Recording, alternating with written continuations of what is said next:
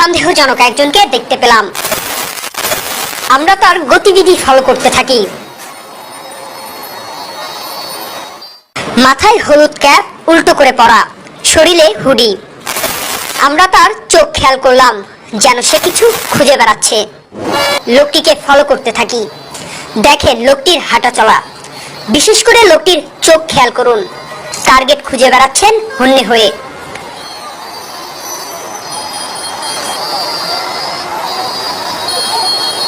Yes, এবার বুঝি target পাওয়া গেল। মোটরসাইকেল চালককে টার্গেট করে দ্রুতই পা চালাই।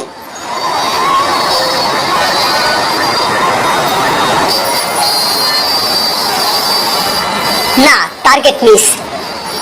এবার নতুন টার্গেটের খোঁজ চলছে। এবার নতুন টার্গেট ফিক্সড হলো। আবার নতুন একজন বাইক চালকের পিছু নিল লোকটি। আমরা অপেক্ষা করতে থাকি। না, এবার আর মিস হয়নি। বাইক চালকের পেছনে বেঁধে রাখা ব্যাগটি নিয়ে সগৌরবে ফিরে এলো লোকটি।